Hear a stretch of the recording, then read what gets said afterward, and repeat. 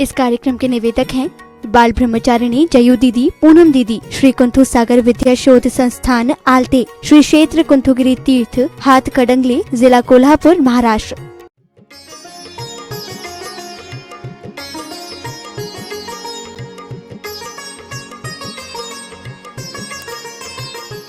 हाँ, देखिए, अभी हम लोग प्रवचन की श्रृंखला में नमोकार मंत्र, उसके ऊपर चर्चा चल रही थी। नमोकार मंत्र एक महामंत्र है। जो भी कोई नमोकार महामंत्र का जाप्य करता है, अनुष्ठान करता है, चिंतन करता है, ध्यान करता है, मनन करता है, तो आचार्यों ने लिखा है भवांतर के पाप सब नष्ट हो जाते हैं और दुर्गति से सुगति हो जाती है, परंपरा से मोक्ष की प्राप्ति हो जाती है। इसलिए उन्होंने लिख दिया येषु पंच नमोकारो सव्व पावपनाशनो मंगलानम च सभेशम परमम हैवै मंगलम। येषु पंच नमोकारो, ऐसा जो पंच नमोकार मंत्र है, सव्व पावपनाशनो, संपूर्ण पापों का नाश करने वाला है। मंगलानम च सवेशिम, सब मंगलों में प्रथम मंगल इस महामंत्र को माना है। बहुत से लोग ये चर्चा करते हैं कि नमोकार मंत्र अनादि निधन नहीं है और बाद में पंचम काल में हुए जो आचार्य लोग हैं, उन आचार्यों की रचना है। उन्होंने इस मंत्र की रचना की है, ऐसे बहुत से लोगों का कहना है। लेकिन जहाँ पर मंगलाचरण की बात है, तो बहुत से आचार्यों ने अपने मन से कोई भी मंगलाचरण नहीं बनाया। जैसे समंत भद्र ने बता दिया नमः श्री वर्धमानाय निर्दूत कलिलात्मनि। इस प्रकार अनेक आचार्य हैं, उन्होंने अपने ग्रंथ की रचना करते समय किसी ने वर्धमान को नमस्कार किया है, किसी ने आदिनाथ भगवान को नमस्कार किया है, किसी ने शांतिनाथ भगवान को नमस्कार किया है, किसी ने आदिनाथ भगवान को नमस्कार किया है, चंद्र प्रभु को नमस्कार किया है। मतलब जिस जिस आचार्य जो इष्ट था उसका नाम मंगलाचरण में लिया है। लेकिन चर्चा करने के बाद, खोज करने के बाद, षटखंडागम आगम की जब रचना हुई तो भूतबली पुष्पवंत एक महा आचार्य हुए, जिन्होंने ये पंचम काल में जिनेन्द्र भगवान के द्वारा वर्णित बादशांग उस वाणी को लुप्त होते हुए कुछ अंश को बचाया। जब उन्होंने षटखंडागम की रचना की, तब और दूसरा किसी का भी स्मरण नहीं करके मंगलाचरण रूप में नमो अरिहंताणम, नमो सिद्धाणम, नमो आर्याणम, नमो वज्जाय, नमो लोई सवसा, उनका ही मंगलाचरण किया है। इसका मतलब ये नहीं कि भूतबली पुष्पवंत आचार्य ने इसकी रचना की है, क्योंकि देखा जाता है जो महावीर तीर्थ के काल में अनंत सिद्धाचार्य उपाध्याय साधु, आदिनाथ तीर्थंकर के काल में भी वही अनंत सिद्धाचार्य उपाध्याय साधु हुए। इसलिए इस मंत्र को खोज करने पर अनादि निधन ही माना है, किसी की रचना नहीं है। क्योंकि अनादिकाल से अनंत होते आए हैं, सिद्ध परमेष्ठी होते आए हैं, आचार्य परमेष्ठी पर होते आए हैं, उपाध्याय परमेष्ठी होते आए हैं और साधु परमेष्ठी होते आए हैं। इसलिए चाहे वो वर्धमान का काल हो, चाहे शांतिनाथ का काल हो, पार्श्वनाथ का काल हो, आदिनाथ तीर्थंकर का काल हो, चाहे पंच श्रुत केवलियों का काल हो, कुंद के समय का हो, समंत भद्र पूज्यपाद आदि आदि बड़े बड़े बहुत बड़ी पुष्पधन धरसेन आचार्य, नागहस्ती आर्यमक्षु, गुणहर स्वामी, ऐसे बड़े बड़े शास्त्र के रचनाकार हुए और उन्होंने शास्त्रों की रचना की है। लेकिन जो बात वर्धमान ने कही वही बात इन आचार्यों ने की है। इसलिए 24 तीर्थंकर के काल में महामंत्र का स्मरण किया जाता था भवजीयों के द्वारा। उसी महामंत्र का उच्चारण, चिंतन, मनन और ध्यान जो है इन आचार्यों ने किया है। उन्हीं आचार्यों की परंपरा में अभी हम लोग हैं। वर्तमान में चाहे वो श्वेतंबर जैन हो और चाहे दिगंबर जैन हो, सभी लोग ये पंच परमेष्ठी को नमस्कार करते हैं, चिंतन करते, मनन करते, ध्यान करते हैं। नमो रिहंताणम, नमो सिद्धाणम, नमो आर्याणम, नमो वज्रायाण, नमो लोय सब सावनम, ये पंच परमेष्ठी स्वरूप ध्यान करते हैं। देखिए, गृहस्थी है, गृहस्थ अवस्था में उससे अनेक प्रकार के पाप होते हैं। तो क्या होता है, उन पाप को नष्ट करने के लिए क्या उपाय है, कैसे नष्ट होंगे? क्योंकि प्रतिदिन की क्रिया है, गृहस्थ की प्रतिदिन की चर्या है, प्रतिदिन का आचरण है। जो गृहस्थ आरंभ करता है, परिग्रह संचय करता है और आरंभ परिग्रह जनित उसके आत्मा पर पाप कर्म बंध जाते, दोष लगते हैं। उन दोषों को निवारण करने के लिए आचार्यों ने कहा वो क्या करे, तो नमोकार मंत्र का जाप करे। कितना करे?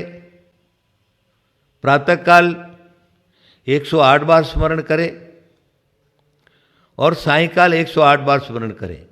बहुत से लोगों की इस प्रकार की कल्पना है कि जाप करता है मूल मंत्र का, तो क्या करे, जब 108 दाने पूरे हो जाए तो माला को घुमा करके फिर 1 से चालू करे।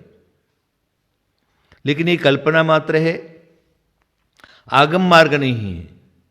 आगम मार्ग है जहाँ पर 108 दाने पूरे हो गए, सम्यक दर्शन, सम्यक ज्ञान, सम्यक चारित्राय नमा बोल दिया, उसके बाद ही आगे से फिर क्रम से वापस चालू कर देवे, उसको माला को उल्टा नहीं घुमावे।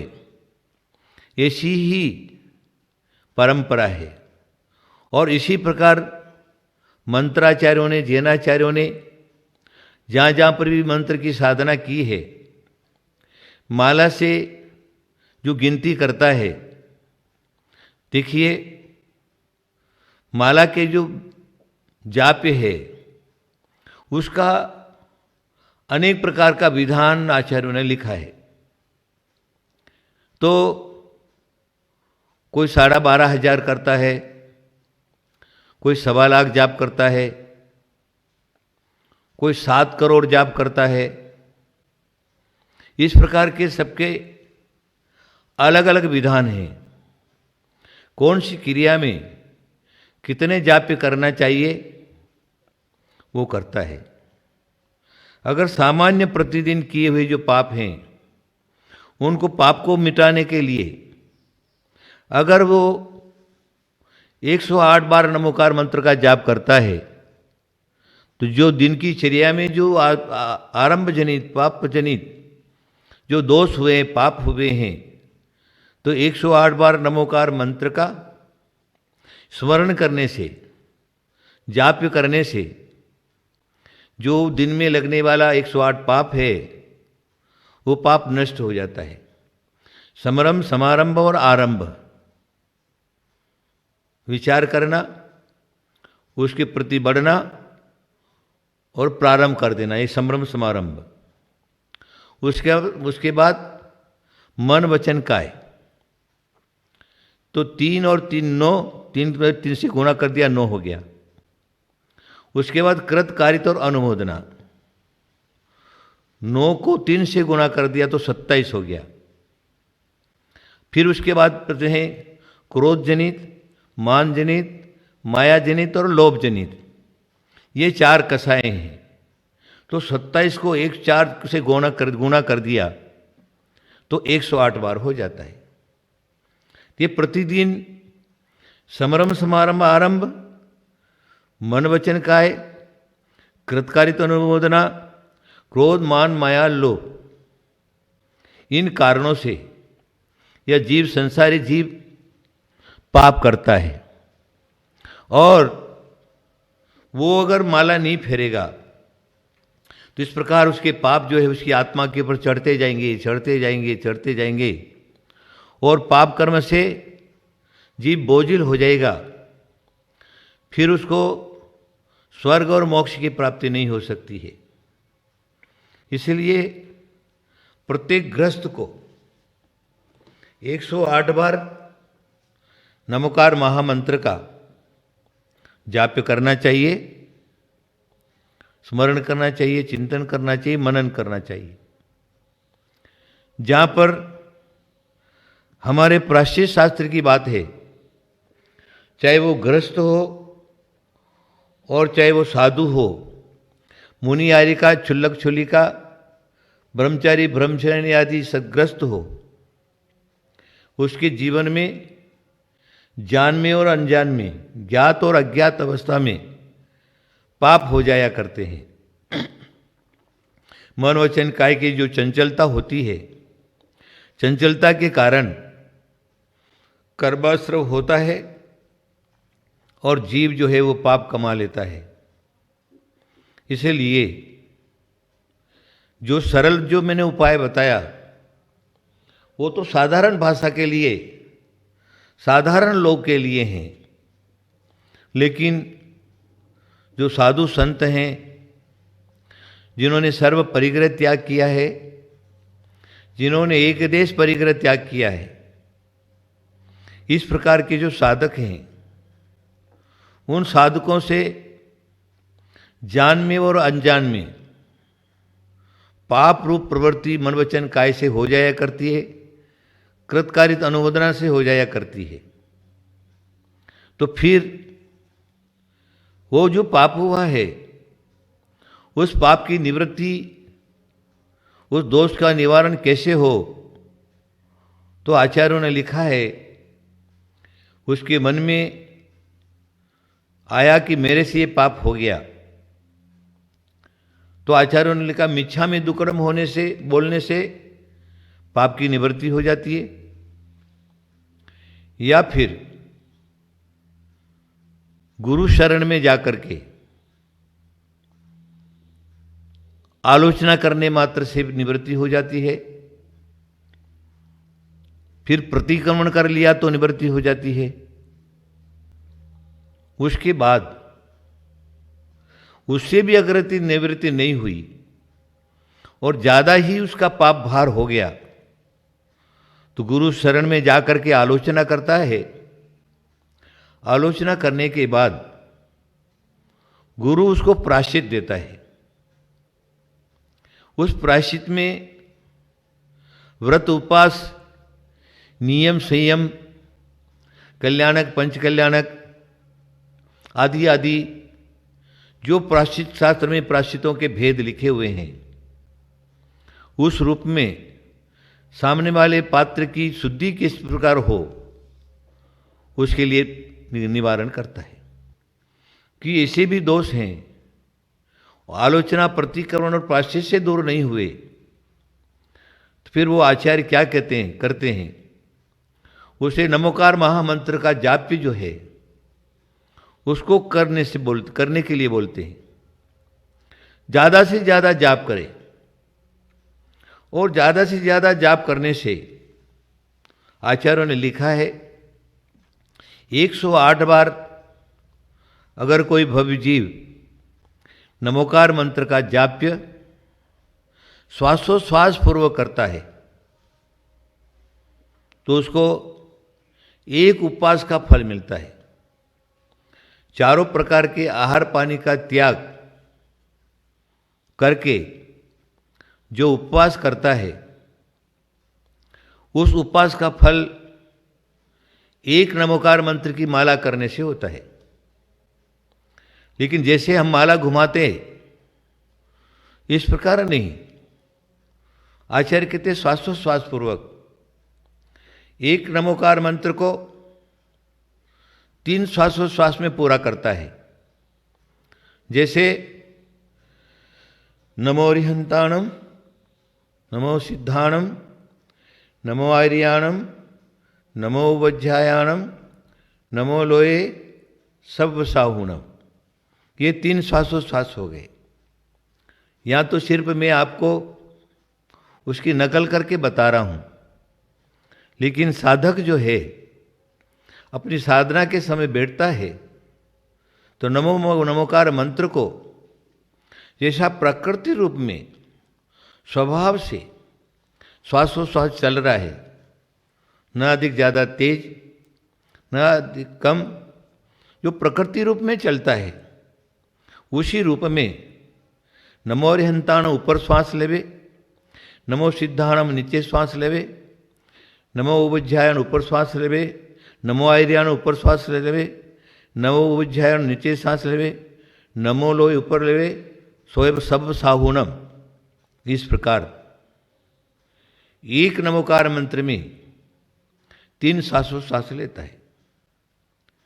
तो उसी हिसाब से 108 बार श्वासोश्वास पूर्वक कर रहा है तो आप समझ लीजिए अगर 9 बार नमोकार मंत्र का जाप्य करना है तो 27 श्वासोश्वास होता है।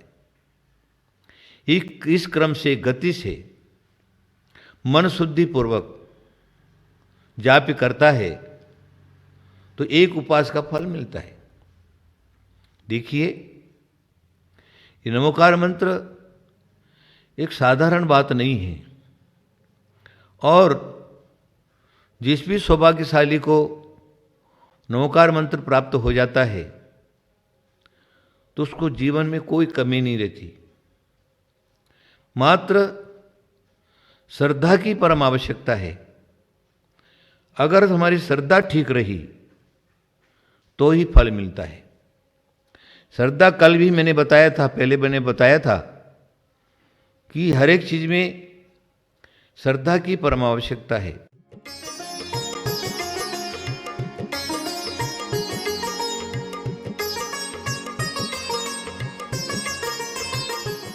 इस कार्यक्रम के निवेदक थे बाल ब्रह्मचारिणी जयू दीदी, पूनम दीदी, श्री कुंथु सागर विद्या शोध संस्थान आलते, श्री क्षेत्र कुंथुगिरी तीर्थ हाथ कड़ंगले, जिला कोल्हापुर, महाराष्ट्र।